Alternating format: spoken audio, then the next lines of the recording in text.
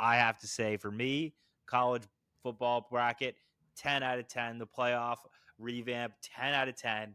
I never understand fans who don't like more high leverage games. I'll never understand it if your take is, hey, I didn't like having more things to talk about or more things to watch. Like, it was just more entertainment, more chances to pop open a fresh cold one and sit back and watch college football. I mean, I thought it was absolutely electric. You're watching Domed in Cuse, the quick hit podcast for real Orange fans. If you love Cuse sports, hit like and subscribe. Let's go Orange. All right. Back, domed in Cuse, talking about the playoff bracket from college football last year. I mean, I think everybody knows there were some kinks in the road, but overall, I have to say for me, college football bracket, 10 out of 10. The playoff revamp, 10 out of 10. I never understand fans who don't like more high leverage games. I'll never understand it if your take is, hey, I didn't like having more things to talk about or more things to watch. Like, it was just more entertainment, more chances to pop open a fresh cold one and sit back and watch college football. I mean, I thought it was absolutely electric. I agree. And I think like even the naysayers, right? Like you kind of got to see the best team win the national championship last year. And that team probably doesn't get to play in the national championship game in a traditional BCS or maybe even a top four title situation. Like Ohio State losing that last game against Michigan, that was huge in terms of just like, if you're looking at the old playoff system, that probably would have, that's the end of your shot to play for a title that season. So I don't know. It's exciting. I think there's obviously some small and how great is that for that rivalry too, where like Michigan fans could be like, oh, your national championship doesn't count. Doesn't count. Seriously. Beat us. I love that kind of shit. Like, I think that shit's so funny. Serious. It's theater on the field. Josh Pate was like, yeah, Ryan Day won a national championship, but like, he doesn't beat Michigan this year. People are going to be questioning it. And I kind of love that. Seriously. And it's pretty wild. Like I thought it was honestly a tremendous college football season last year. And yes, there were some times during the playoff that you get some duds, and that's going to be the case probably as long as we have the playoff. But there's also going to be some awesome games. But we got duds before in the national championship. 100%. Teams, we had duds all the time. Yeah, sometimes teams are just going to dominate. Like that's just that Alabama Notre Dame game, like, boom, comes to mind of just 100%. And so I don't know. I think it's an exciting period in college football. And as a Cuse football fan, like, this is our only chance to ever really get in, because we get that automatic qualifier if we get in. That's huge for us. There's really no other way a team like Syracuse is ever going to get the respect to get in a 4-team playoff. Even if they were undefeated, look at Florida State. 100%. Even if they were undefeated, even if they won the ACC, they just wouldn't have made it in the 4-team. Whereas now, at least it gives Syracuse a chance.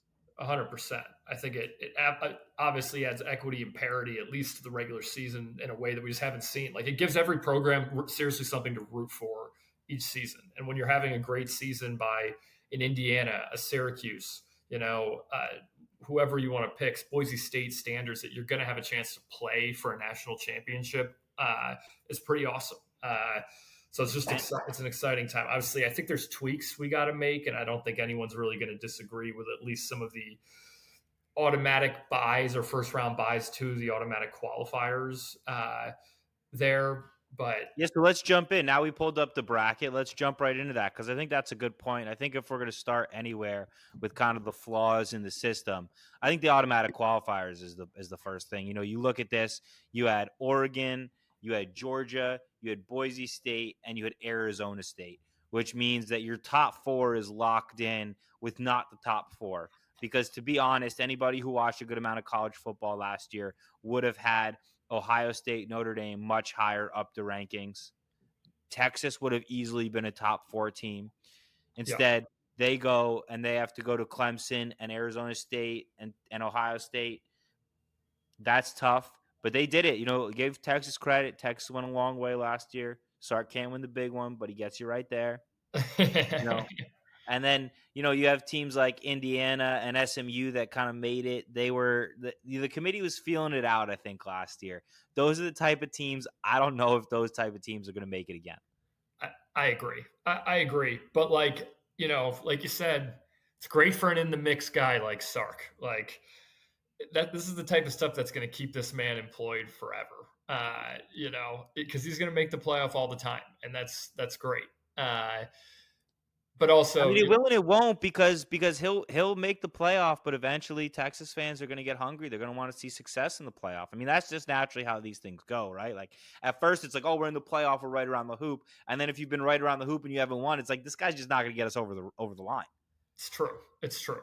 I also think, to your point, there's just going to be some interesting. I don't know if we're going to see an Arizona State again play such a miraculous game against the Texas without an automatic bye, but it'll be interesting to see again how it shakes out in some of these first round matchups. I think as we continue on in this playoff situation. I mean, let's go game by game here. Like Clemson, Texas, that might have been the best game. I think it was the only good game of the first round. It was. I mean, Texas kind of played a couple, or really kind of three very good games in the playoff. They were the electric team to watch, honestly. And they played teams that played up to their level as opposed to a lot of teams who just didn't really show up. Clemson, we both have said Cade Klubnik kind of had a major showing in 100%. The playoff last year. And it's not the best I've ever seen him play. 100%. But that's also kind of a Sark team characteristic is they're just going to kind of play with everybody. There's just they're a meat on the bone team. That's kind of what they are. But they were great games. I mean, yes, you had some duds in the first round. Really, the Clemson Texas was the only really decent game, and then second round, Texas Arizona State was kind of really. I guess Notre Dame and Georgia too was at least at times a bit competitive. But what I thought was an interesting thing as before we leave the first round here. What I thought was a very interesting thing to see last year was how those northern teams have such a major advantage in the first round. Because if you're Clemson traveling to Texas, whatever. Who cares, right? If it was Penn State going to SMU, it's not a big deal in the middle of December. However, when Tennessee has to come up to Ohio State, when SMU has to come up to Penn State, Indiana's cold weather, so that's not the same. But if a Georgia had to go to a Notre Dame in the first round, I think that one thing that we're going to have to see with this system is that those northern teams are going to have a major advantage to getting that home game in the first round. And it's going to put even more of a premium on teams like Alabama, on teams like Georgia, to make sure not only are they trying to be in the top 4, but that they're in the top 8 so that they get that home field advantage in the first round. And the one thing that you love to see from that is that's going to keep teams way more competitive throughout the whole season. It's going to keep kids from transferring at the last minute and that kind of stuff. I think that's great for the sport in general. I mean, I agree. Like, I think we saw the insane advantage having a home playoff game was in that first round. I mean, it was every stadium was, I mean, I haven't seen college football home stadiums like that really ever. It was incredible. I mean, there were the first playoff games ever in home stadiums. It's pretty awesome. And like, you're right, that top 8 seed is pretty critical because at least once you go to the quarterfinals, right, we're playing all neutral sites. Right. And so the advantage doesn't matter quite as much. But when you get that first round at home, like that's what's critical. So yeah, just quite frankly, an exciting time in college football, and I agree. It's all great for the sport. As we then jump into the quarterfinals, we had a couple of shocks last year. Arizona State being one of the automatic bids. I don't think anybody had that on their bingo card at the beginning of the year. Right. People did have Boise State making the playoff, but I think everybody assumed that conference, that not major conference, would be the 12 seed. And the one thing I'll say is when you do look at the teams like Boise State, really then you look at SMU and Clemson. I don't think the ACC next year, Syracuse, is going to get 2 teams. I think the committee's not going to re-go for that. A team like Indiana, who played a cupcake schedule and did it well, is another team who probably just that kind of team is going to have a tougher time getting the look. And then the non-big boy conferences, I've been big on this. There's a reason we have big boy conferences and little boy conferences. They're not the same. And Ashton Genty was cool, and he was running a bunch of yards, but he wouldn't be doing that in a bigger conference like the SEC. He just wouldn't. He wouldn't be doing that in the Big Ten when he had to play bigger, tougher defenses all the time. And he still had a great game against Penn State. He But was great in that game. He was great in that game, but he didn't have to wear down playing teams like Penn State all year. That's true. And that's kind of the point, is that I think that you're going to now understand that, hey, there's a big difference between where the big conferences are and the little conferences. And the one thing I would love to put on the table is I would love a group of 5 playoff and then just a big boy playoff. Group of 5, congratulations. They play great games. There's great football being played there. But let's give them a chance to actually win something. Let's give them a chance to compete for their own tournament. It gives me more football to watch because I'm going to fucking bet every single group of 5 playoff game if it happens. I don't disagree, man. I like that as a concept. I do like the idea of including the best group of 5 team in the big game, in the playoff. Like, yes, we saw it last year. I mean, and look, Penn State was a great football team last year. I mean, they were deservedly, they frankly should have been in the national championship game if not for some questionable Drew Aller decisions, we'll say. But I don't want to take anything away from Notre Dame either. But Penn State, to your point, was a legit like top they were four. a very, very good football team, right? Yeah, and that was legit like top was four. pretty much a nightmare team for Boise State to be having to play, you know. And so, and they were at least there was a pulse for at least a period of that game from Boise State. Just again, not enough for that to have an impact. But again, I don't disagree with the idea of a group of 5 playoff, even just for the idea of entertainment. Like, why not do it? And to your point, give them something to play for. Like, that would be a great viewing experience. And I think it's interesting. Like, I don't know, like teams would get janky in that, you know, you'd see all kinds of especially weird if they shit play going for on. NIL money. Like, there's a lot of ways to incentivize that in 2025. Do you know what I mean? Yeah, Like, that totally. could be a program changer for some of those. And like, you know, it's something that and networks will bid on it. Networks will bid on it. I mean, honestly, right? Like, if you incentivize NIL, right, that's how you get the players to play and the programs to participate, and then that's how you have. You're also saying, hey, it's more eyeballs here. So if you're a big star in a group of 5, you don't necessarily have to leave to go get eyeballs because you're going to have a playoff. And use some of the bowl games for this. Do you know what I mean? Like, you already have the bowl game contracts anyway. So just make these into the bowl games. And so you're probably going to get better attendance, I bet, at the bowl games. I wonder if you get better viewership. Like, I feel like this is something that is one of those things that's too logical. It'll never happen, you know? Right. I mean, you know, like my boy Harold Fannin Jr., who slipped in the NFL draft for no explicable reason. He's going to be a great tight end, in my opinion, in the game. Like, you give that guy a chance at a group of 5 playoff, maybe he raises his draft stock. So, totally. You know, there's a lot of incentives for the kids as well, which is great to see. 100%, you know, and I think, like, why not? So let's lock in on the Final Four because, you know what, the Final Four, I thought we had some great games in the Final Four. That Texas-Ohio State game was incredible. I mean, you had Quinn Ewers driving down the field at the end of the game to try to win it, and Jack Sawyer makes that incredible sack strip and returns it to the house play for Ohio State. And then on the other side, you had a great game between, in my opinion, probably the 2 toughest teams that you would have had to play. Like, Ohio State was clearly the best team, but the 2 toughest teams to have to play would have been Penn State, Notre Dame, because of the way they played. And you just had a great slugfest of a game. As you said, Aller made a couple mistakes, and I think Marcus Freeman is probably the best coach in college football, maybe outside of Dan Lanning and Kirby Smart. And I think James Franklin's a fraud. So I think that's where that one landed. And then you went to the national championship and you had Ohio State versus Notre Dame, which was not really that great of a game, unfortunately, because Ohio State figured something out at the end of the season. And I think what they figured out is that we have baby T.O. here and we should get Jeremiah Smith the ball every time. I mean, yeah, like the Penn State Notre Dame was just kind of a battle of coaching and grit that game, right? Like, if I remember correctly, I mean, Riley Leonard was doing nothing through the air for periods of that game.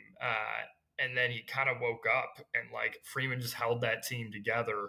I mean, and just Aller made some, again, just a James Franklin choke fest. That was right down the middle. But overall, just again, I think a pretty entertaining semifinal set, and then Ohio State was the best team. Like we got the best team who became the champion, and ultimately that's what you want. And it was a great product for the first year, you know. And so now that we've had the first year, I think we can all agree things never stay the same. Money's going to get involved, and we're going to go to 16-team playoff. How do you feel about the 16-team playoff? I'm unsure on it, to be honest. I think it feels like a lot. I mean, personally, selfishly as like a Syracuse fan, it's something that sort of excites me to the idea, like, we're going to have a better chance to make the playoff, right? And I think for a lot of programs that are lower middle tier Power Five like teams, like that makes you feel it's something to root for, which I think again is good for the sport. If you're in Auburn, if you're in Arkansas, if you're 100%. Texas A&M, any of these Exactly. types of schools that haven't been able to quite get to that elite status, but have been very close at times. Yeah. And even teams that, yeah, exactly. Your football history in other conferences, your Pitts, I don't even know. We're not going to start naming random teams, but you know what I'm getting at with that. Your Iowa, you start to get Wisconsin. You start to get like there's all these schools that have been around the all your hoop and in certain years will be in that top 16.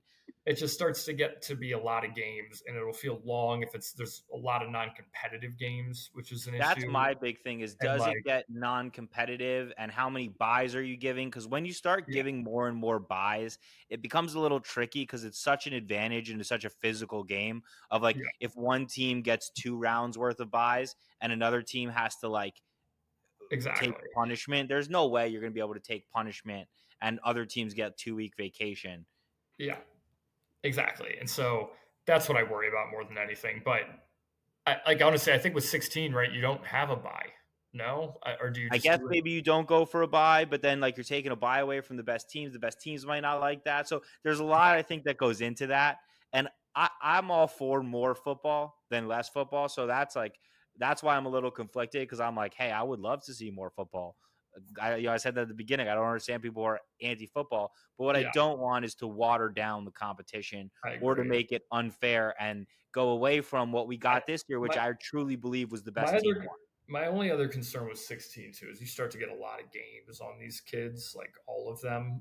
Like 16 is a lot of games for kids that are not pros. They are now being paid, but they're still. I mean, they're kids. They're not very old. Like it's putting a lot of wear and tear on these kids to make them play essentially 16 games, right? Like if you're going to win a national title. And so I don't know. I feel it's a more complicated problem, I think, than say the NCAA tournament, which I really still adamantly would never increase teams on, really. But that's just because that's perfect, right? The 60-14 madness. That's the one I think is more likely to happen, I would say, immediately. But we will see. Like that's the conversation for another day. It's just, I don't know. 16 games just tends to be a lot here, and I think that's where you get with 16 teams, and it is what it is. I hope they never change the madness. The madness is too perfect. It's just the best time of year. I hope they never change the madness. I agree. But they will. They'll fuck it up somehow because the NCAA. I think we're going to 72 or 76 here very soon. And you know what? Maybe I'll love it and I'll eat my words. Who knows? You're going to get more games, but we'll see how it plays out.